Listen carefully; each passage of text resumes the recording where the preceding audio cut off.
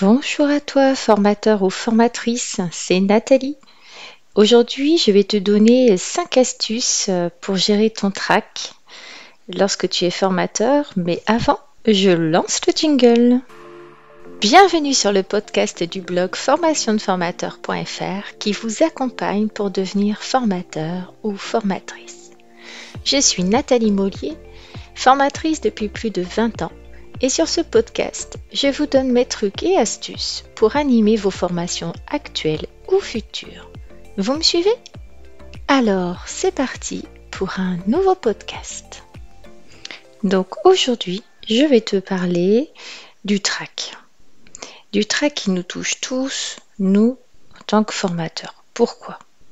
Parce qu'en tant que formateur, tout simplement, nous sommes amenés à prendre la parole devant un public de personnes que nous ne connaissons pas toujours, voire pas du tout. Ces personnes vont être physiquement proches de nous, pas moyen de se cacher derrière un mur ou même derrière un bureau la plupart du temps. Et donc ces personnes, elles sont là pour apprendre des choses grâce à nous. Elles vont donc aussi interagir avec nous, nous poser des questions, nous interpeller, parfois être agacées ou être en colère, et elles vont aussi interagir entre elles. Et pas toujours dans une façon positive, et donc cela peut générer pour nous du stress, et donc un certain nombre de petites choses négatives que nous aimerions bien éviter, évidemment. Dans un premier temps, on va juste comme ça rebalayer rapidement pourquoi un formateur a-t-il le trac, ou en tout cas ce petit stress avant d'entrer dans la salle, et parfois même ça perdure un petit peu dans la salle de formation. C'est un peu comme un acteur qui va rentrer en scène en fait, un acteur de théâtre qui a le trac parce qu'il y a le public dans la salle et puis il ne sait pas comment il va être reçu, perçu, si ça va bien se passer pour lui. On peut dire que c'est un peu la même chose pour nous en tant que formateur ou formatrice. Alors, bien sûr, tu peux avoir des raisons différentes d'avoir le trac. Par exemple, tu peux ne pas avoir suffisamment bien préparé ton intervention et donc tu es légitime dans tes inquiétudes. Mais souvent, c'est pas forcément factuel. Simplement, tu as peur de ne pas réussir ton intervention, tu crains de ne pas savoir répondre à une question, de te sentir un peu piégé. Tu as peur parfois aussi de décevoir ou de ne pas être à la hauteur des attentes de tes apprenants. Puis parfois on a peur aussi d'être interpellé agressivement ou voire négativement, enfin de façon un peu colérique par certains stagiaires ou par un stagiaire. Peut-être que ça t'est déjà arrivé, donc forcément ça génère un peu de stress, de trac avant de rentrer dans ta formation. Alors, il faut savoir qu'il y a des fonctions positives quand même au trac. Parce que quelles que soient les raisons de ton trac, de toute façon, elles sont légitimes. Il faut que tu les acceptes parce qu'elles font partie de toi. Ça ne sert à rien de culpabiliser. En effet, si tu as le trac, en fait, c'est que ton intervention, ta formation, là, elle te tient à cœur. Ça veut dire que tu es professionnel. Ça veut dire que tu n'es pas là, genre, oh bon, zut, encore un groupe auquel il va falloir que je transmette quelque chose. Non, tu as envie de donner le meilleur de toi-même. Il est donc tout à fait normal d'être un peu stressé avant la formation. Et puis dis-toi que ce trac, eh bien, il va t'obliger de façon positive en fait à être attentif, à mieux te préparer. Il va t'aider à te dépasser dans la journée, éventuellement à approfondir tes recherches et ta préparation. Si tu as peur qu'une personne t'interpelle sur tel ou tel sujet, mais bien évidemment, tu vas le travailler en amont parce que tu n'as pas envie de te sentir coincé le jour J. Et puis, quand on a le trac, quand on bafouille un petit peu au démarrage, etc., ça a aussi une fonction où on va avoir souvent les stagiaires ou les apprenants qui sont plutôt attendris et pas forcément le bon terme, mais en tout cas compréhensif. Bon, toutefois, il ne faut pas quand même que ce trac ou ce stress t'indispose au point de t'empêcher d'animer ta formation, bien sûr. Donc physiologiquement, ce trac, il va générer chez certaines personnes une montée d'adrénaline. La gorge sèche, des mains qui tremblent, les joues en feu par exemple, ou des difficultés à s'exprimer, voire un léger bégaiement. Alors ça peut se transformer effectivement en vrai cauchemar si t'as pas anticipé et que tu ne t'es pas préparé. Parce que je te rassure aussi, plus tu vas avoir de la pratique, plus tu auras l'habitude de mettre en place des petites choses qui vont t'aider. Moi aussi, je suis passée par là, bien évidemment. Alors, je dirais même pas que j'ai plus jamais le trac. Non, c'est pas vrai. Par contre, j'ai un trac plus contrôlé parce que je sais qu'une fois que je vais te lancer, il va disparaître. Parce que c'est un trac parce que j'ai envie de bien faire. Là, par contre, ça veut dire qu'au fur et à mesure du temps, j'ai mis en place un certain nombre de choses pour être moins stressée, pour survivre à ce trac. C'est pour ça, en fait, que je vais te donner, en fait, 5 astuces. Bon, après, il en existe plein d'autres, mais enfin, c'est les miennes, quoi. En fait, bien sûr, je serais ravie d'échanger dans les commentaires avec toi, puis de découvrir, en fait, tes propres astuces pour résister au trac. Alors, moi, ma première astuce, bien sûr, c'est de respirer. Alors, je pratique en fait une méthode qui est la méthode en 4 temps. C'est la méthode de la respiration au carré. Alors, déjà, pourquoi est-ce qu'en respirant, tu vas réussir à relâcher tes tensions? Parce qu'en fait, tu vas peut-être remarquer que quand tu es très tendu, ta respiration, elle se bloque, notamment au niveau du diaphragme. Mais ça peut être aussi dû tout simplement vraiment au fait que le cerveau, il est plus vraiment alimenté en oxygène parce que tu es à moitié en apnée, tu respires pas bien, tu respires pas profondément. Donc, tes fonctions intellectuelles, elles sont ralenties. Donc, si tu te forces à respirer, ça va aller mieux. Déjà, comment faire? Alors, la respiration au carré, c'est une respiration qui va se faire, en fait, en aspirant sur 3 ou 4 temps, en bloquant ta respiration sur 4 temps, et en expirant normalement sur 4 temps ou 3 temps. En fait, l'idée, c'est de te forcer à inspirer et expirer. Alors au départ, si tu n'arrives pas à aller jusqu'à 4, te force pas non plus, ça sert à rien. Mais tu vas tranquillement inspirer normalement en comptant jusqu'à 4, puis bloquer ta respiration en comptant jusqu'à 4, expirer en comptant toujours jusqu'à 4, puis rebloquer ta respiration en comptant toujours jusqu'à 4, et inspirer, bloquer, expirer, bloquer, et ainsi de suite. Tu vas essayer de le faire plusieurs fois, et normalement, tu vas sentir ton corps qui va se relâcher, et d'ailleurs, ta respiration et ton expiration va être plus longue et plus facile à faire. Ma deuxième astuce, c'est de faire régulièrement des exercices de relaxation. C'est important effectivement de prendre soin de toi au quotidien et tu peux pratiquer différents types d'exercices de relaxation. Ça peut être du yoga, ça peut être de la sophro, ça peut être de la méditation, du pilates, du stretching.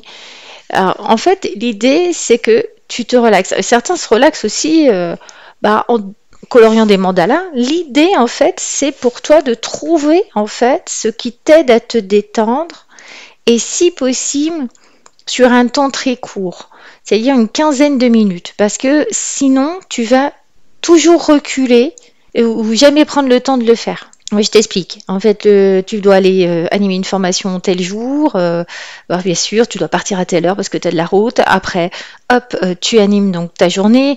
Le midi, tu manges avec les stagiaires, t'as pas le temps. Les pauses, n'en parlons pas. Parfois, tu n'as même pas le temps d'aller aux toilettes. Le soir, une fois que la formation est terminée, tu dois ranger tes affaires, monter dans ta voiture, prendre un train ou un avion, rentrer chez toi ou courir à trouver un hôtel, etc. ou trouver un endroit en plus pour manger. Et donc, t'as pas le temps. T'as pas le temps pour toi. T'as pas le temps, tu te dis non mais je vais pas me prendre une demi-heure, une heure là pour aller faire ceci, cela. Après, certains enchaînent une deuxième journée avec les enfants, la maison, etc. Donc, moi je me dis si tu as trouvé un truc qui te prend entre 5 et 15 minutes à faire, sans matériel, la plupart du temps, qui te permettent de te relaxer, ça veut dire que tu peux le faire dans ta voiture, après la journée, avant la journée, tu peux le faire rapidement le matin, le soir, et essayer quand même de faire reculer le stress. La troisième astuce qui marche bien, notamment pour ceux qui imaginent que ça va être la catastrophe complète lors de leur intervention, eh bien, c'est de pratiquer en fait la visualisation positive. C'est-à-dire que tu vas te visualiser en train de réussir ton intervention. Alors ça, c'est avant, bien sûr, l'intervention. Ça peut être la veille, ça peut être le matin même, avant le déroulé de l'intervention, avant que tu sois sur place, ça peut être dans ta voiture. Pour ce faire, en fait, il faut que tu te sentes prêt. Tu t'es dit, ça y est, je vais me préparer à ma visualisation positive. Alors, dis-toi que c'est un truc qui est absolument pas idiot parce que beaucoup de professionnels de haut niveau pratiquent cette visualisation positive. Moi, j'ai rencontré un général de l'armée de l'air qui nous expliquait que les pilotes d'avion que lui gérait, notamment ceux de la patrouille de France, pratiquaient la visualisation positive avant chaque décollage, non seulement pour s'entraîner, mais aussi pour se mettre dans le mental nécessaire à se sentir bien. Donc tu vas faire un petit peu pareil. Donc dès que tu te sens prêt, tu t'installes dans un endroit dans lequel tu te sens bien, au calme, tu fermes tes yeux. Et puis tu vas reprendre mentalement en fait toute ton intervention. Du moment où tu arrives dans la salle jusqu'à en fait par exemple l'accueil de tes premiers stagiaires ou jusqu'à ton introduction. C'est-à-dire tu vas calmement, tranquillement te visualiser en train d'arriver dans cette salle, de dire bonjour aux gens qui sont déjà installés, d'installer ton matériel, d'accueillir tes premiers stagiaires. Tu vois comment tu es calme et serein et tu t'imagines, voilà, tout va bien. J'accueille les gens de façon positive, ils me répondent de façon positive, etc. Tu vas continuer comme ça à dérouler ta visualisation positive de l'ensemble en fait de ton intervention, en balayant chacune de tes étapes progressivement. Alors, si tu ne vas pas forcément y arriver la première fois lorsque tu es débutant, déjà si tu arrives à te visualiser positivement jusqu'à l'introduction ou jusqu'au tour de table de présentation des apprenants, ça va déjà t'aider beaucoup. Essaye surtout de travailler les étapes que tu redoutes, d'accord ? Tu peux imaginer les questions qui te font peur et t'entraîner à y répondre de façon calme et sereine. Fais-le autant de fois que nécessaire jusqu'à ce que tu sentes tes tensions disparaître. On peut aussi aller plus loin dans la visualisation positive, c'est ce que font par exemple justement les pilotes de la patrouille de France qui ferment les yeux et qui en fait s'imaginent carrément aux commandes de l'avion et font les gestes qu'ils doivent faire en fermant les yeux pour les répéter. Et ben en fait, si tu es débutant, alors tu vas pas forcément fermer les yeux, mais je te conseille d'utiliser un peu ta salle à manger, et tu sais, comme s'il s'agissait d'une salle de formation. Tu peux éventuellement y mettre ton vidéoprojecteur, un ordinateur ou juste ton ordinateur, et puis tu installes la pièce comme si tu devais projeter ta présentation. Donc même si tu n'as pas d'écran ni de vidéoprojecteur, c'est pas grave, tu fais comme si. Tu imagines les stagiaires assis sur les chaises devant toi et tu vas pouvoir répéter sereinement les phrases clés de ton intervention, à savoir par exemple ta présentation, l'introduction, le tour de table, le début de chacune des parties de ta formation, ta conclusion, etc. Tu imagines en fait les gens te poser des questions et comment tu vas y répondre. À chaque fois, efforce-toi de le faire de façon calme et posée. Comme en fait notre cerveau ne fait pas du tout la différence entre la réalité et cet entraînement, quand tu vas te retrouver confronté à nouveau à cette situation en réel, il aura l'impression de l'avoir déjà vécu pour de vrai, comme la première fois il l'a vécu sereinement, et bien il y a de fortes probabilités pour qu'il t'aide à le vivre sereinement une deuxième fois. Donc, lorsque moi j'anime une formation de formateur, j'essaye vraiment j'insiste vraiment là-dessus et j'essaye d'aider au maximum en fait les futurs formateurs à s'entraîner à faire leur accueil, leur présentation, l'introduction, etc. Quand on peut, on se filme, on se re-regarde. Mais ce qui est important, c'est toujours de le faire dans un sens positif, avec une visualisation positive, de se persuader que tout ira bien. Donc ça, c'est très très très important. Donc, ma quatrième astuce, c'est de relativiser l'enjeu. Souvent, on a le trac parce que non seulement on veut bien faire, mais en plus, on se met une pression excessive sur l'enjeu de notre intervention. Il est important de relativiser. Tu vas pas mourir Si tu te plantes, prépare-toi en imaginant tout ce que les stagiaires aimeraient apprendre pendant ta formation. Fais ton tour de table le jour J pour vérifier leurs attentes. Cale ton intervention avec, bien sûr, la satisfaction de ces attentes et tout va bien se passer. Et une autre petite chose qui va te permettre, qui va peut-être t'aider, c'est quand tu relativises l'enjeu, parce qu'en fait, quand un stagiaire, un apprenant, en fait, a une question, moi j'ai l'impression que souvent, on a l'impression qu'il faut répondre du tac au tac. C'est-à-dire que, bon, le stagiaire a une question, ah là là, il faut que je réponde là maintenant, mais j'ai pas d'idée. Mais en fait, on n'est pas un dictionnaire, hein, on n'est pas Google, on n'est pas une encyclopédie, on n'est pas un puits de science sans fond. Si on sait pas, on sait pas. Donc, par exemple, quand un stagiaire te pose une question dont tu n'as pas la réponse, eh bien, il faut que tu t'entraînes à pouvoir dire: je note votre question, j'ai besoin de faire quelques recherches, je vous apporte la réponse par exemple dans l'après-midi ou demain matin, etc. Alors, te bloque pas non plus en donnant le délai. Parfois, tu n'as pas le temps de faire la recherche pendant la journée. Alors, je te conseille de noter en fait la question sur une feuille, de prendre l'email éventuellement de la personne parce que peut-être que tu ne la reverras jamais, et puis tu lui envoies la réponse par mail dans la semaine. Et puis si c'est parce que tu n'as pas compris la question, tu n'as pas cru comprendre le sens de la question, ben, n'hésite pas à faire reformuler. Alors, pour être capable de faire ça le jour J, eh bien, il n'y a pas de secret, il faut que tu t'entraînes à le faire avant. Alors, ma 5e et dernière astuce pour gérer ton trac, parce que je parle, je suis très bavarde. Moi, j'ai surtout un gros stress, même maintenant, sur la salle. Comment va être la salle? Dans quel état va être la salle? Alors, c'est surtout sur des salles que je connais pas, bien sûr. Alors, ma 5e astuce, c'est d'arriver suffisamment tôt pour préparer la salle. Parce que lorsque j'ai débuté, il y a quelques années maintenant, j'ai remarqué que parfois, quand j'arrivais dans la salle, que certaines personnes étaient déjà installées, assis ou debout, en train de discuter, prendre un café, mais ça me troublait pas mal et puis ça me rendait assez nerveuse. Donc je me suis rendu compte qu'en fait j'avais besoin quand même de m'approprier l'espace avant l'arrivée des apprenants. Ça me permet en fait d'installer mon matériel tranquillement, de respirer posément, de me visualiser dans la salle, de reposer les tables éventuellement si elles ne sont pas installées comme ça me convient.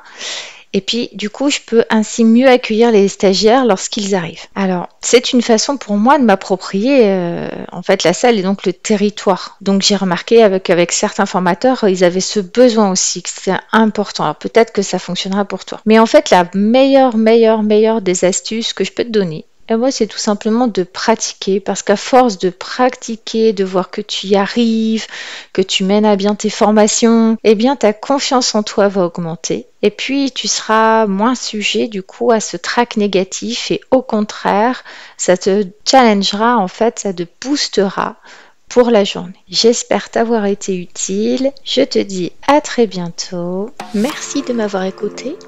En complément de ce podcast, j'ai écrit un article détaillé sur ce sujet que je vous invite à lire sur mon blog formationdeformateur.fr. Encore merci pour votre attention. Je vous dis à bientôt pour un prochain podcast du blog formationdeformateur.fr.